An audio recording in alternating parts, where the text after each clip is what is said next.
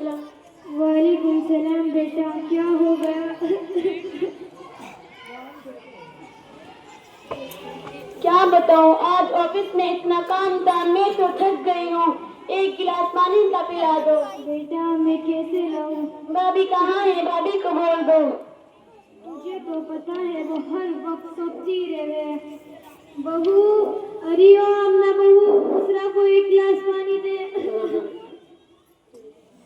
तू ही लगा इसे आवाज। भाभी, भाभी, कहाँ पर हो आप?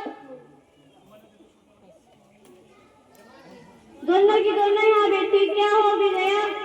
अब यूं तुम्हें दुनिया आज देने के बाद जब भी मैं ऑफिस से आती हूँ ना तो मुझे एक गिलास पानी का मिलता है और ना ही टाइम पर खाना मिलता है। और मेरे ससुराल के लोग भी आ रहे हैं, देखो मेरा घर किस तरह बिखरा पड़ा है। वो देखेंगे तो क्या सोचेंगे। और मुझे शॉपिंग करने भी जाना है। मैं घर के काम करूँ या शॉपिंग करने जाऊँ, आई डोंट केयर। तुम्हें लेडी से मार की वो बनाकर आगे किस बात का वो है? बेटी अभी मैं स्टूडेंट की खबर लेती हूँ, मेरी बेटी को इतनी तकलीफ दे रही है। हाय अल्लाह। बहू, अरे ओ अम्मा बहू, क्या बात है, मैं क्या हो गया? चल बड़ी आई अम्मी की बच्ची, मैं तुम्हें बहू बना के लाई थी या मालकिन? मालूम नहीं बुसरा के ससुराल के लोग आ रहे हैं, सारा घर बिखरा पड़ा है, इधर कचरा उधर कचरा। चल चल सारे घर का काम कर। मम्मा, भाभी पूरे दिन तो मेकअप में लगी रहती है तो काम कहाँ से करेगी? हाथ घिस जाएंगे ना, बर्तन कहाँ से धोएगी? हाथ काले पड़ जाएंगे ना। मैं एक हफ्ता पहले बाजार से 1 दर्जन साबुन क्रीम लाई थी, एक हफ्ता भी नहीं चला। ऐसा लगता है भाभी ने अपने मायके में साबुन और क्रीम कभी देखा ही नहीं। हाय अल्लाह, तौबा तौबा, कभी ये खत्म कभी वो खत्म, ना जाने साबुन कौन साबुन से नहाती है या साबुन खाती है। अम्मी मैं तो टाइम टू टाइम खाना भी देती हूँ और बर्तन भी बराबर धुलती हूँ। अच्छा चलो ठीक है, अगर ऐसा ही है तो आप दोनों भी मेरी हेल्प करवा दो। अरे मनोज, तू जबान जोरी मत कर, अभी तेरे बाप को फोन करती हूँ। 2 कौड़ी का सामान तो लाई नहीं।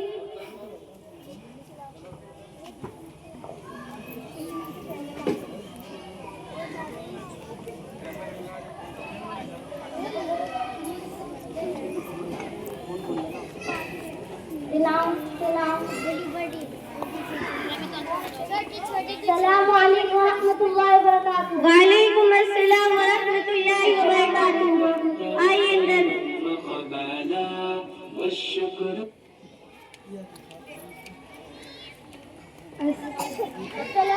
रहमतुल्लाहि व बरकातुहू। वालेकुम सलाम, आइए बैठिए। बहू, बुसरा के ससुराल के लोग आ गए हैं, नाश्ता ला।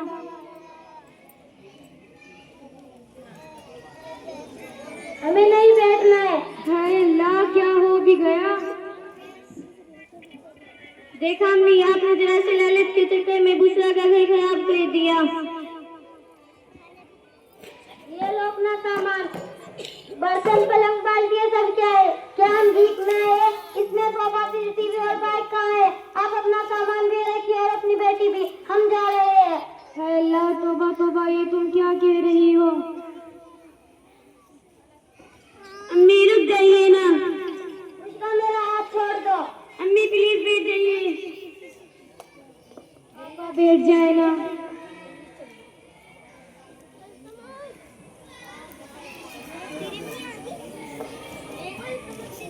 अस्सलामु अलैकुम व रहमतुल्लाहि व बरकातुहू।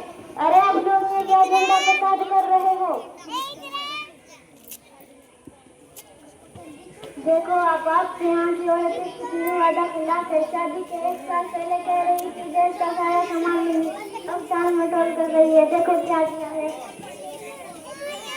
देखो आपा, शादी में लड़की वालों से दहेज का मुतालबा करना हरगिज़ जायज नहीं है। जरा सोचो, कोई माँ बाप अपनी फूल जैसी बेटी को कितने नाजों से पालते हैं और शादी के बाद अपनी लखते जिगर को किसी और के हवाले कर रहे हैं। क्या ये कम है कि जो बेटी को माँ बाप ने बचपन से लेकर जवानी तक इतने लाड़ और प्यार से पाला और शादी के बाद उसे तुम्हारे हवाले कर रहे हैं, उसके बाद तुम उनसे दहेज का मुतालबा कर रही हो।